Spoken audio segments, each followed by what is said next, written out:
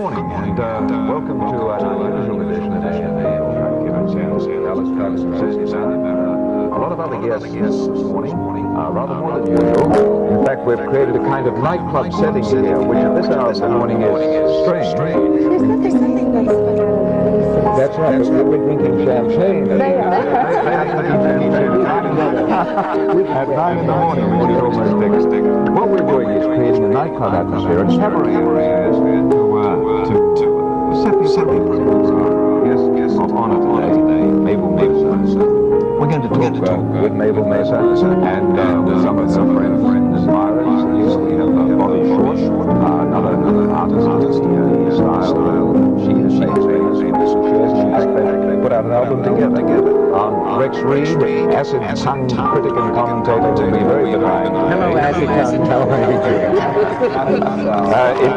In fact, we'll be quoting some of the magnificent comments he's made about Mabel's new record album. It's a record album the like of which very few singers can claim. It's called A Tribute to Mabel Mercer on the occasion of her 75th birthday. On my right is Don Smith. He's the man who helped put that birthday together, and he'll be telling us about what happened and how he did all this when you join us back here in our nightclub atmosphere in New York today.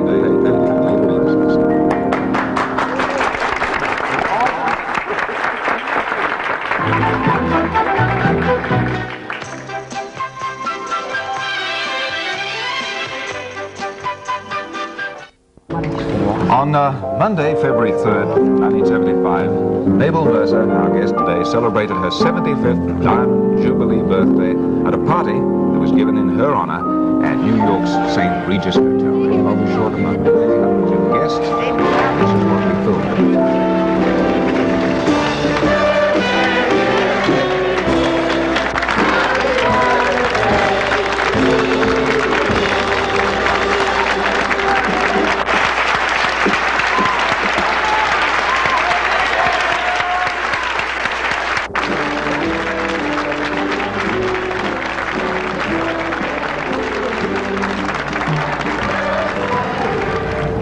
And Mabel Mercer, happy birthday belatedly. Thank you.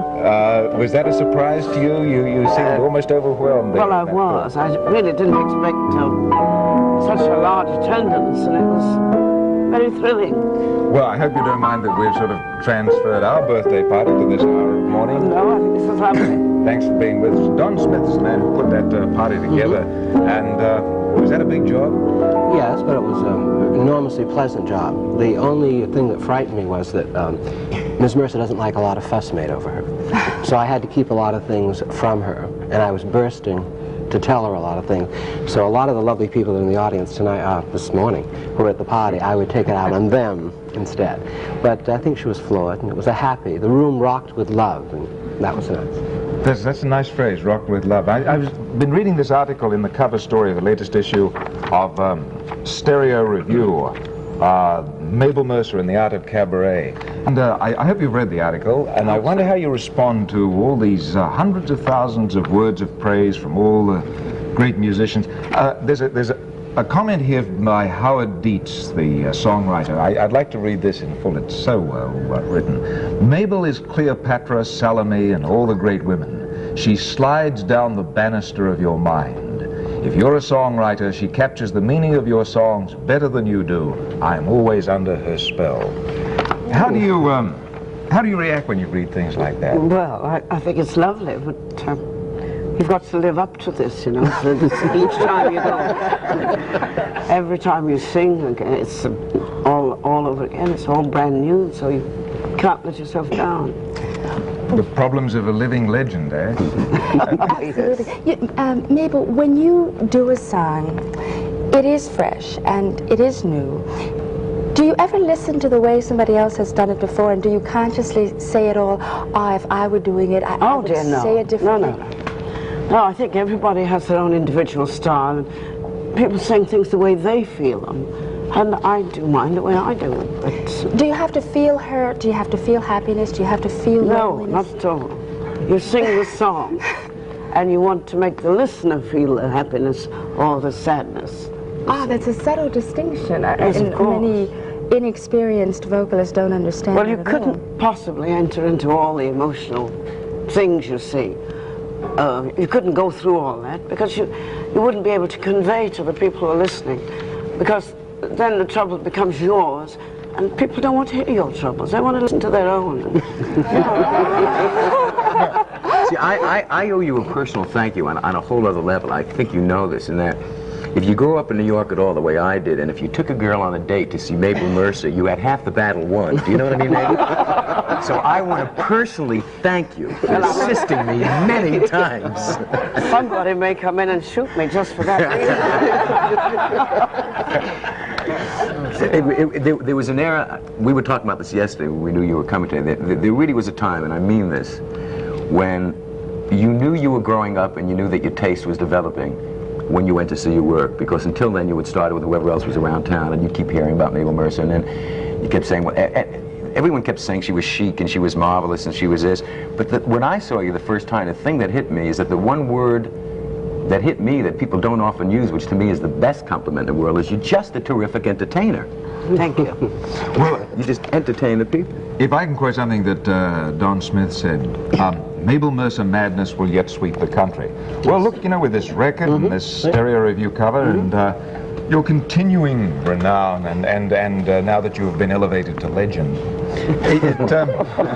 it actually has happened, is happening. There is a kind of almost a renewed consciousness about what you do and the kind of style and the kind of singing. What do you think accounts for this? Is there an element of nostalgia somewhere creeping into this? Is a new generation rediscovering you, or what? I really don't. Maybe I should ask Don know. this. Oh, well, I'm very serious about the Mabel Mercer madness. Yeah. Because I do think that I can understand the entire addiction problem, because I'm totally addicted to what Miss Mercer does. And so I just live with it. And I've just been spreading the gospel for years, you know. I've just always taken people there. And I don't find Mabel special or an acquired taste. I think that her directness, her respect for the lyrics comes right across. I don't think there's anything special about that. I think she's a fabulous entertainer and a great artist who gets to the heart of the matter quickly and simply. When did you first start to feel that way? I had an uncle who drank, and no, I really did. Didn't we all? And he used to take me to New York on trips, and I think I was about 13, 14, and you were at the Byline Room there. That's right. Off Lexington. And people were always very kind, because if they see a little person, and I was then, with an old drunk, they're generally nice to you. And I didn't know who Mabel Mercer was. It's just he liked clubs and crawling through clubs, and I would go and they would give you a thing called the Shirley Temple, ginger ale and something.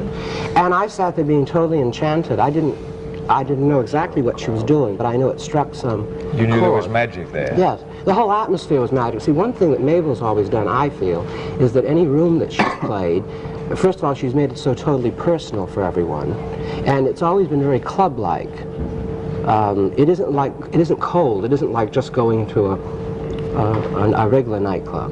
I hope you don't mind us analyzing you while And you're as you here. said, Catch way. You know, I think it's important also to talk about something that every performer knows is true, that in whatever area of performing you're in, there's always one person who may be the spearhead of a given thing, but a great many people have to be part of it. As I look around the audience now, the best compliment to Mabel, I think, is that the people who do what she does in their own way have shown up to pay her proper respect. I'm talking about Bobby Short and Helen and Teddy King and Ronnie and Travis, and just the people that I know also work late at night and also work what are called, I guess, or also work cabaret, who have come to say something to her, and also who are part of that. Would you think, Rex, that it's not just Mabel that's happening, quote unquote, but it's also a kind of, whether it's New York or urban or big city revival, that late night kind of thing? Well, see, I didn't have the advantages that Don had of being able to come to New York with an uncle who drank. I mean, actually, I drank.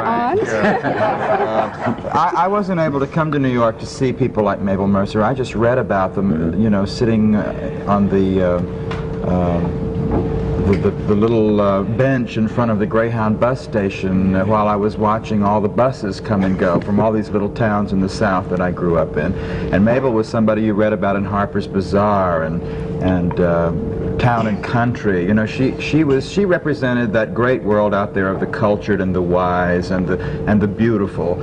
And when you're growing up in little towns like that, you are not exposed to things like that. So when I came to New York, that's what I thought was going to be here. I mean, I got off the bus and said, "Which way is town?" And I thought that's wherever that was, Mabel Mercer would be singing there. In town. Yeah, and I thought that Bobby, did you have an aunt or an uncle? Or? Well, it all was dead, though. Bobby was also somebody that I thought was great, and all of you had gone by the time I got here. No, we hadn't Sure, gone. all those places you used to play were Italian restaurants. We had not gone. We had not gone. Yeah. Well, anyway, it's all back now, certain and that's kind of- what's so exciting. We have to take a quick little break. When we come back, I'm sure we will hear Mabel Mercer, maybe a surprise song or two from some of the other people sitting here, and some phone calls from some folks that will stun you. So don't go away, or you blow a very interesting hour. Stay with us. Well, there's no way back now. That's where we started. That's it. You're going to have to do it, Once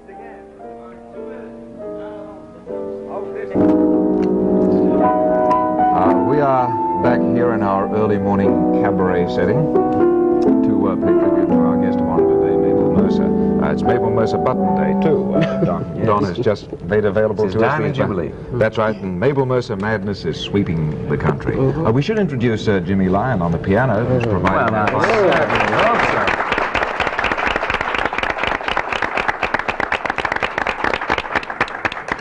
You know, one of the things that emerges from this article I was quoting in Stereo Review, this cover story about Mabel Mercer, is the way in which practically all the big singing names of today acknowledge the influence that you have had on their style.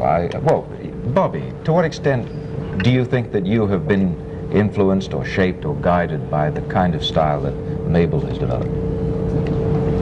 Well, I came to New York by myself in 1945. Were you looking for town? No uncle brought me. My drinking uncle had died by that time. But I came to New York in 45, and Mabel was ensconced on the second floor of Tony's in West 52nd Street at that time. And her pianist was Freddie Johnson, wasn't it? It might have been Freddie. Yes, Freddie Johnson was playing for you. He played in Europe for a long time. But that was just a temporarily, wasn't it? brief thing. And then Bart took over after that. Bart, yes. Downstairs. But the word was around because when I was in my teens in California, somebody said there's a marvelous singer in New York whose name was Mabel Mercer. And I was able to find on Liberty, the old music shop label, a group of songs that recorded with Cy Walter. That's right. From Porgy and Bess. And I didn't know who you were, and I thought, how dare this lady sing Porgy and Bess with an English accent? But then I came to Tony's, and I discovered you, because we all say we discovered you. And, No, but I discovered her. The record is clear. That's a very proper term, I think, for Mabel. We all feel Sure. that we discovered her. And I came to the little room. The room was about this size, I suppose. And songs I didn't know existed were being sung by Mabel. And songs that I knew totally well were being sung like brand new by Mabel. And I began to try to diagnose for myself just what made all this happen so easily and so beautifully. And I'm still trying. There was a... Mabel, may I ask you this? When you started, what did you want to do? Where were you Oh, headed? heavens, when I started, I was in vaudeville. And I was a child with my family. And so I really didn't have any particular idea of what I wanted to do. It was, except to be a good performer and try to get a 52-week booking. In Absolutely. the theater. Yeah. We have, excuse me one second, I don't want to be rude, but we have a good performer on the phone, a surprise know, phone call person. Mr. McHugh. And not only a good performer, but a very fine writer and a poet, and connected to you socially and I believe business-wise in some fashion. He wants to wish you a happy birthday on the phone. We're very glad he called. It's Rod McEwen, and he's calling from California, I believe. Rod? Good morning, Mabel, Good morning, Rod. and belated happy birthday. Thank you very much. But I think every day this year is going to be your birthday.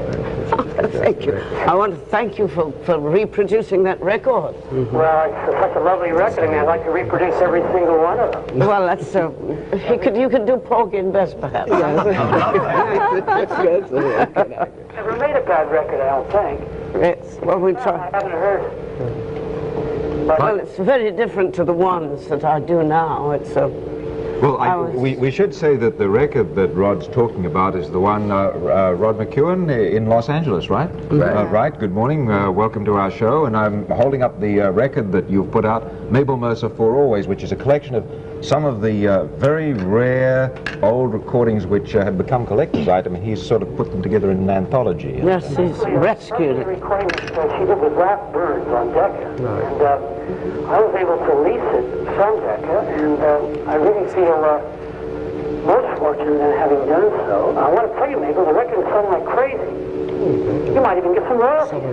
Oh, I'm very happy to hear that. That'd be lovely. That's wonderful. You know, people were talking about your influence on them, and it's very funny. I really don't know any songwriter that I like, any singer that I admire, that haven't been influenced by you in some way, whether it's because of your articulation, whether it's because of your choice of songs, whether it's because, as I said before, you're sort of you're sort of the guardian of our popular songs. I mean, not the ones that become number one on the hit parade, but the really good songs. I mean, you've managed to... Well, if you people didn't write these lovely songs, I'd be nowhere. May I become very earthy for a second? Yes. Sure. I think it's awfully nice to talk about the fluff of this business. But Mabel has survived in this business, which is a very rough one, because she has a fiber that allows her to survive, a determination that makes her survive. And that's part of it. That's perhaps a great deal of it. That's perhaps one half of it. And the energy. There are singers all around the country, all over New York City, who can out-sing Mabel, who can out-sing many singers who are successful. But they haven't the stuff that it takes to get up there and do it night upon night in those damnable smoky crowded rooms. Yay, Bob. First, do we have to go right now? Not yet, but I think we Let's should say tell goodbye to Rod. Rod that we're glad that you called. You don't know who I am. I'm Alyce Travis, and we're really delighted that you called in. And I would like to go back a little bit to what we were talking about earlier. Vaudeville and your stick-to-itiveness, as Bobby was talking about. You were a woman, and this was a long time ago. Yes, and quite a there long were time. all sorts of things said about women who would even want to pursue that kind of environment. And I'm trying to understand a little bit, what was it happening inside you that said, despite everything, I'm going to do it, I believe in what I'm doing? Well, I don't know. I was brought up to do that, and I really didn't know anything else that I thought I could do well enough, and necessity of having to exist also. In the early days, did you ever think that it wouldn't continue? Were there periods when you... No, because we have periods of out of work, and then periods of good period of in work, and you don't even think of it. And it never occurred to me. It was just one day to the next, or 1 week to the next. We have to take a quick break, and the only reason I want to break away for sure exactly on time is I don't want to take any time away from the next segment, because the next segment is what this is about. Mabel's going to sing. So if you're going to heat up coffee or do whatever you got to do in the morning, do it now, fool. Hear me? And come back. Refill your champagne glasses now.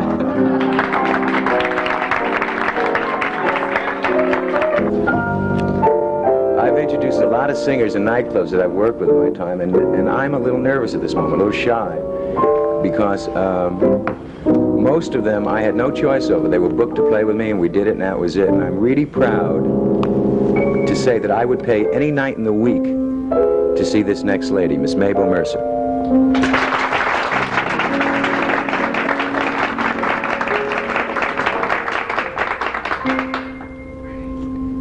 It's not that easy being green, having to stay each day the color of the leaves, when I think it could be nicer being red or yellow or gold or something much more colorful like that.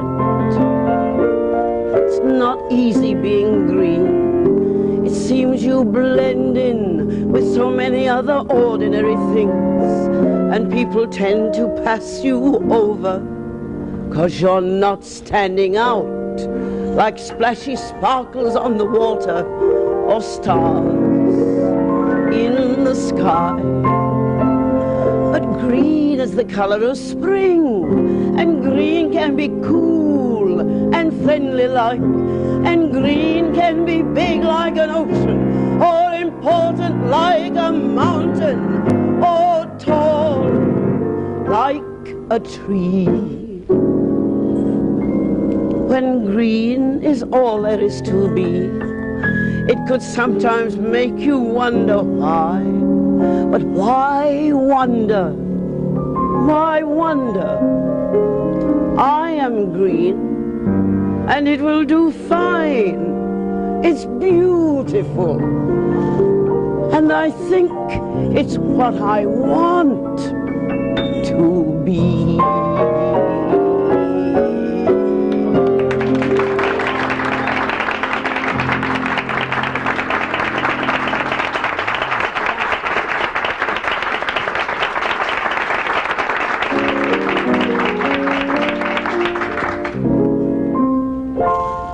Ten, 20, 30, then you're 40. Wait till you're 65. No need to hurry, not a worry left but to keep alive. Not another premium to pay. All you have to do now is play and play. 6 years or 7, then to heaven me first. The records show you get the pension, not to mention Blue Cross, until you go. If you think you ever had fun at 21, wait till you're 65. Guaranteed income, house with a view, doctors and nurses, surgery too.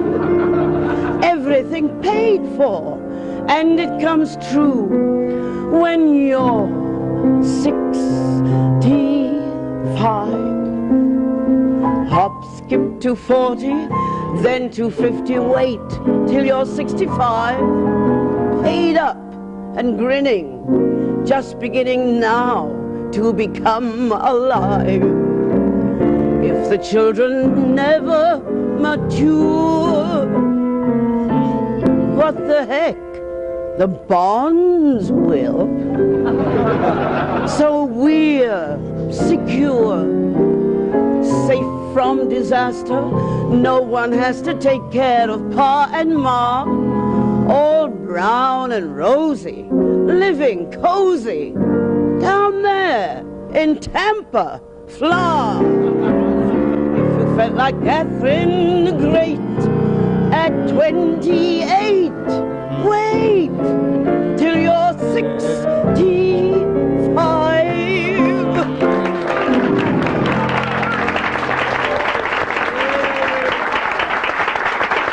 That was gorgeous. Thank you. Yeah, but I'm just going to wait for a second to give you this one. Get out of the way.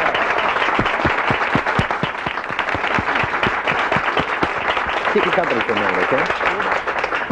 For the 3 or 4 of you out there who may never have seen Miss Mercer, it's important to know that a room has been named after her, called the Mabel Mercer Room, and is at the St. Regis Hotel. And if I would pay to see her any night in a week, you should certainly pay to see her any night in a week. So I really want to see that place packed. Now, when we come back, we're going to cancel everything else, and you're just going to sing. How's that, lady? No, when we come back, I think it's important that we say hello to some of your friends, because I know they'd like to say something about you. And they're all sitting around at these tables. We'll keep it as a surprise. The people who also, in New York right now, are part of that renaissance of the late-night live nightclub cabaret business, which is important to the city of New York, not just as an art, but as an industry. I think we forget sometimes that the entertainment business is not a dessert. It's an important part of this city. And that if nightclubs don't function, neither do restaurants, hotels, tourists, linen, booze, food, cigarettes, cigars, subways, cabs, and etc. We matter in New York. Performers matter in New York, and we should be shown that respect. So we're going to take a tiny little break, I believe, and we'll be right back with Friends of Mabel Mercer.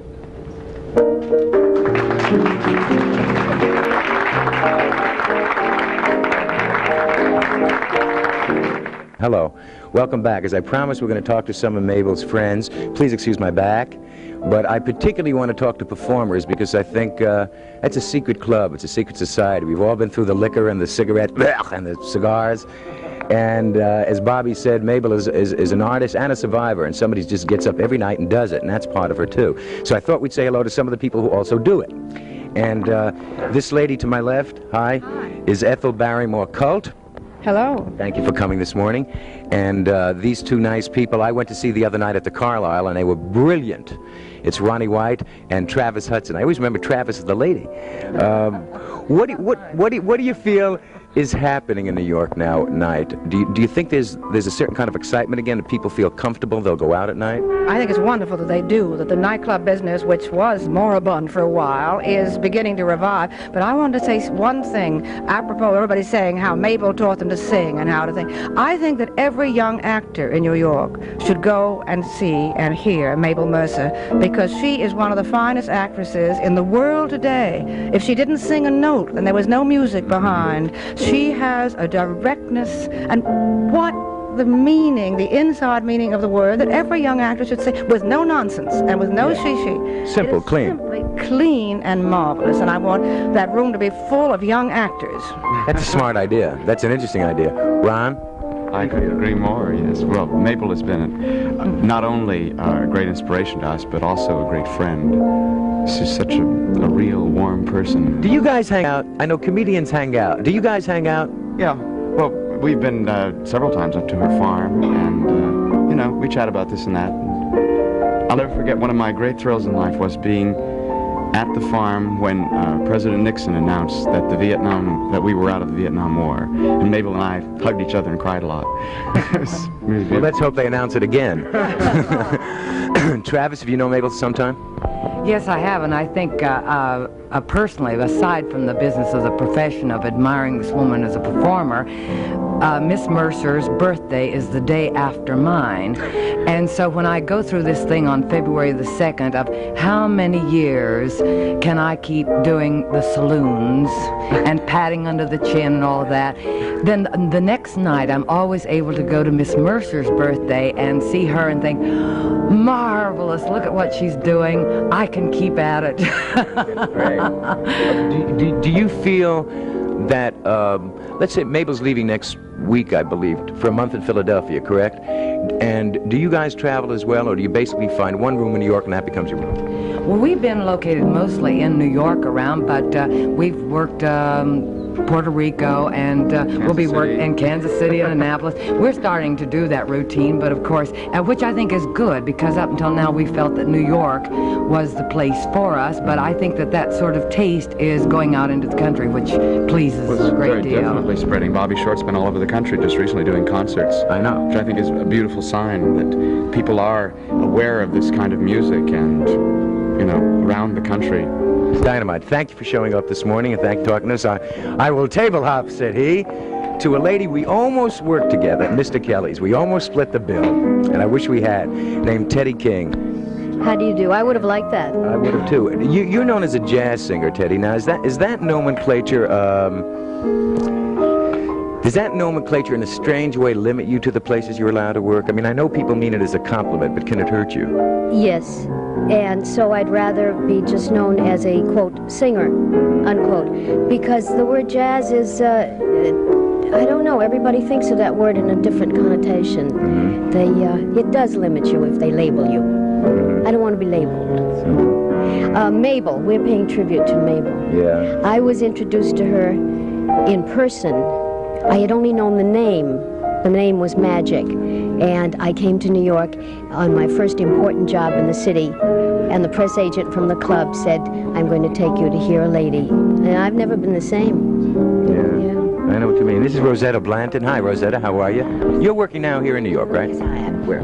I'm at the Grenadier, a nice kind of little Stygian cave over on the east side, every Monday and Tuesday night. And I believe the thing about Mabel Mercer that impresses me the most, I think I first saw her 10 years ago, and the numbers that she did then, I see her rework them constantly. They're always spontaneous, don't you think, Teddy? The freshness. She never stops working on a lyric, or what it means. She's really an incredible thing, and that's the reason that I think all performers are so influenced. Well, you see, I know that a lot of times I get bored with my own material sometimes. You know, I'll find myself doing a routine for like 6 years and say, well, how the hell are you doing tonight as if you never did it before in your life? And somehow you have to find a way. And with comedy, it's really difficult. And yet I was watching her tonight, and I have seen Miss Mercer do those tunes, and it was, everybody was watching as if she had never done that tune before.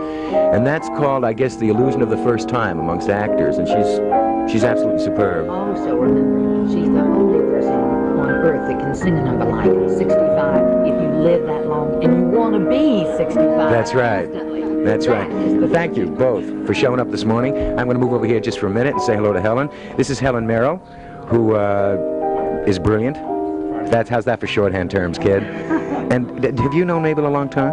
No, I'm a rather new friend, but an old fan, and I'll just have to repeat some of the things that I've heard here. I've thought that every song she does is a vignette, a lovely little play that appears to be the first time every time you hear her doing it or watch her performing. Are you working here in town presently? Yes, I am. I'm Where, at Helen? Michael's Pub, the Bird I Cage. like that place, yeah. That's on 3rd or 1st, isn't it? It's on the east side, I know. It's on 55th Street between 2nd and 3rd. Between 2nd and 3rd. Right, okay. So, listen, next month, you should all go out and say, well, pick a night a week and support New York late night entertainment. Okay. Now, the man whose magazine kind of kicked this whole thing off, we certainly got to say hello to. Why don't I sneak in behind you, Bill? This is Bill Livingston. And if we cheat a drop this way, you are connected or own or edit Stereo Review. I'm the managing editor of Stereo Review, and I had the great privilege of writing the cover story on Mabel. I've interviewed a lot of artists, but nothing was really, in one sense, more intimidating, but also more inspiring than interviewing Mabel and writing that piece. Well, somebody connected to stereo, anything, would live through his ears and would want perfection in sound, and I would guess that's how you came to Mabel. What, did you just dig it? I hear me getting pretentious, right? Did you just dig it? Absolutely. It's hard to analyze. The response to Mabel, I think, is primarily an emotional one. I tried to get her to analyze what it is that she does, and she said she was afraid to analyze it. She didn't really understand it that well herself, and she thought if she did, she'd start imitating herself, and that wouldn't be a very good idea. So I don't think it's something that can be analyzed. Okay, well, thank you, Bill. At least we got a tiny little clue to some of the people here, and we're going to take a quick break again, and when we come back, who knows what evil lurks in the hearts of men. We might be able to sneak another tune in, but something's going to happen. Whew.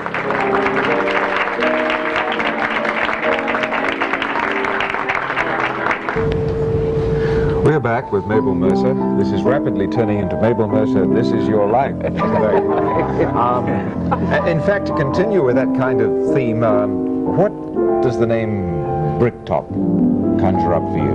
Oh, I worked with Brick in Paris. She had a beautiful place in Paris, and I worked with her for 9 years. But I've known her since she first arrived in Paris in 1924.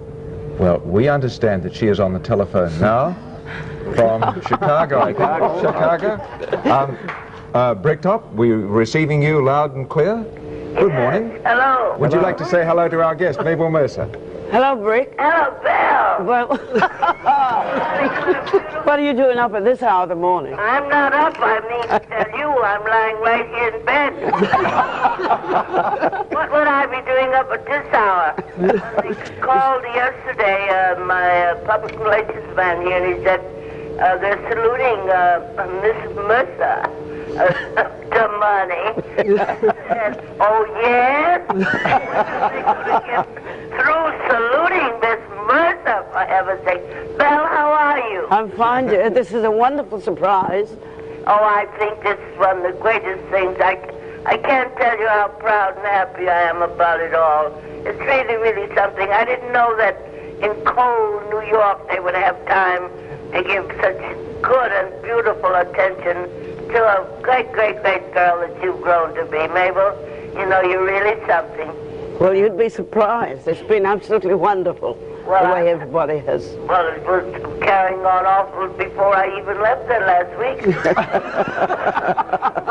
I can't make up my mind whether to go to San Francisco or come right back to New York on Saturday. Oh, I think New York on Saturday. New York on Saturday. Well, look, we're sorry we had to wake you up, but, you know, it was important. Quite all right. But anything about Mabel is quite all right. Well, people usually don't have to get up early in the morning to see you and hear you and talk with you. This is an unusual hour, and thanks for being with us. Sweetheart, when Mabel and I were together, at this hour in the morning, we were just going home. Well, we'd rather not hear anymore. We'd like, you know, it is television. Thank you. But thank you very much. Do only your very close friends call you Belle? Only a couple of friends, yeah. Now the whole world calls you Belle. This is television. That's the way it happens now. You have to be prepared for that. Who were the first Americans you met in Europe? The first performers, that is. Oh, Kid Cole, I met. Leighton Johnstone. Yes. The Versatile Three. The Versatile Three? Yes, that was Mills, Hassan, and Tuck.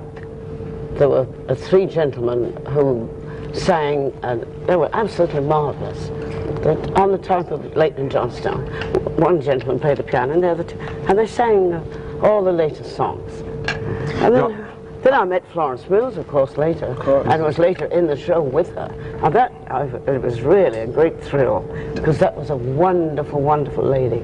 Did they influence you at all? I mean, that sort of thing was rather foreign then to Europeans. Oh, yes, but they loved it. It was foreign, but it was, I don't know, people were very, very enthusiastic about it.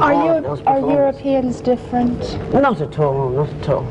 But they say the rich, for example, they are different, and I would... They're different everywhere. Can I just say one thing here? I think that we've talked a lot about why Mabel has survived and why she is so great, and there are many reasons for it, both technical and otherwise, and emotional. But I think that there's one very important thing involved in the fact that we all keep...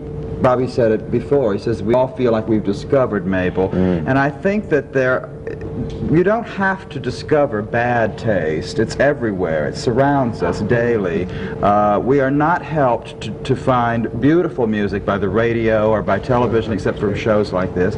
And so when we find something really beautiful, we treasure it even more. And that's why everybody continues through the years to discover Mabel and to claim her for their own, because some people have better taste than other people.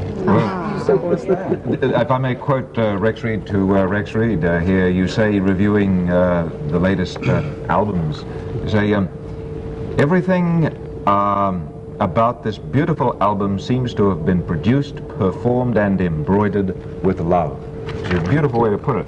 Now, we're listening to your singing there, and you cross every T and you dot every I. Well, where did that develop? Well, I suppose that from my school days, you know, the elocution teacher, you must not let the ends of your words drop, and you must pronounce everything that's there. Well, you learned the lesson it becomes very a well. habit. And it stays. Look, we've got a lot of phone calls. People want to say hello to you, our viewers, so I think we can go to our switchboard. Good morning, you're in AM New York. Hello. Hello. Hello. Good morning. Please, where is Miss Mercer from because of her British accent? Where are you from, baby? I'm from England. Where? The north of England. I was born in Staffordshire and grew up in Manchester. I see. When was really her birthday? Because I think, didn't she get a write-up in the New York Times? Yes. You're going to write up everywhere. Yes, her birthday was a few days ago. The 3rd. Thank you for calling. Good morning, I'm in New York. Hello. Yes, good morning. Good morning. Yes, I'm an actress, and although I have never met Mrs. Mercer, I'd like to thank her for helping me in my career. I not only understand myself, but I understand what I am doing and what I stand for, and I hope to have a career very soon, and I will go see her in her room. Great. Yeah. Great. Thank you very much. You're a guide and a symbol for actresses. In case you forgot, it's at the St. Regis. Good morning, you're in AM New York. Hello. Hello. Hello. I would like to ask of Mabel, what one thing does she credit this great success to? What is the what? What do you attribute what do you credit your success? Oh, well, you stick to it. That's all I say. Hang in there. Yes, hang in there. But earlier, it was stated that your voice is different from what many people consider the typical singing voice. And all the accolades that you receive are always in terms of your feeling, your expression, your emotion, the dotting the I's, the crossing the T's, coming from the soul. There must have been people who told you a long time ago your voice wasn't good enough, and that you should really pursue something else. And did this happen? And if it did, why did you totally disregard what Because they were crazy. Yes, obviously, but all of us along the way encounter people who love to point out what we can't accomplish, what we can't do. Well, that happens all the time, but you have to do what you think you can do, what you know you can do best. And once upon a time I studied voice because that's been very helpful to me with regard to voice production and speaking and breath control, which I don't have much of anymore. And so you take what you've got and do the best you can with it. Were there any singers, any people, any relatives that sort of took your hand and helped you cross? No, because we all worked together. It was a family act, and we were all in show business together, and the great business of the day was to get out there and make your living. And, do you know that perform. you just gave us the perfect segue? I want you to look at some pictures. I feel like Ralph Edwards. I want you to look at some pictures, Mabel Mercer, and tell us a little bit about this. You remember this sweet lady? Chocolate. What is that? Oh yes, I was in an American review, and that picture was taken in Vienna. And actually, I took that from one of the girls in the chorus. I said, I want blonde hair, and I want to have a picture taken. Do blondes have more fun? I don't know. Okay, look at this one and tell us a little bit about it. Now I was 17 years old when that was taken, and it was during the flu epidemic in 1917. And the conductor of the show that I was with was taken seriously ill, and he said he couldn't come back. So my boss said, well, you can play the piano, you can do the show, which I did. I used to play for rehearsals. And he said, we'll dress you up, you get down in the pit and conduct the orchestra. I said, but I can't conduct. He said, don't worry about that, I'll teach you.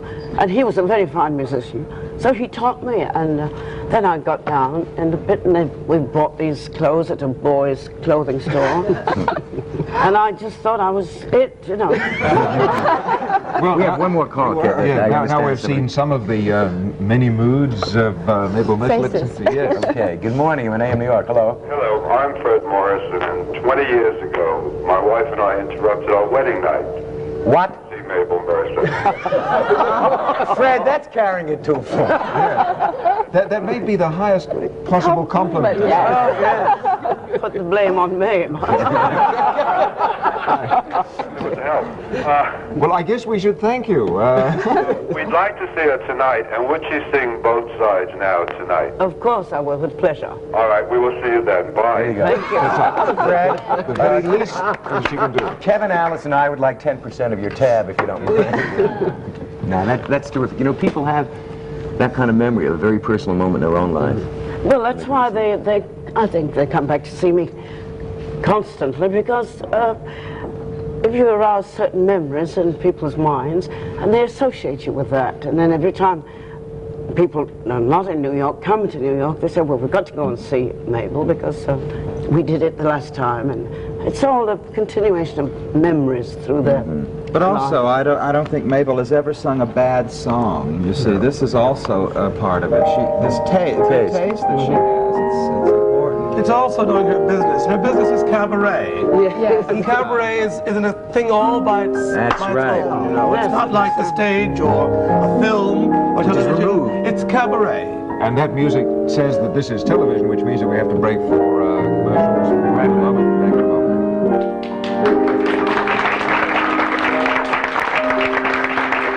We'd like to thank our many guests today, including Roger Short, Rex Reed, Don Smith, and Jimmy Ryan on the piano, paying tribute to Mabel Mercer. And we'll quickly tell you about tomorrow, and then we're going to have just a little bit of a song. More. Yes. Tomorrow we're going to talk about the world of opera. And we have Risa Stevens, Skylar Chapin, Judy Sordell, Alyce Ames, Dr. Walter Anderson, and singers from the Amato Opera Company. I am rushing because Desiree Part 2 now. Desiree Part 2, Marlon Brando, Gene Simmons. And then That Lady Part 1 with Olivia de Havilland and Give It Rolling. But that's enough for us, because for once in my life I can say personally, will you please sing nearer? Nearer? Nearer. Nearer. Oh. You're nearer than my head is to my pillow. Nearer than the wind is to the willow. Dearer than the rain is to the earth below. Precious as the sun to the things that grow. You're nearer than the ivy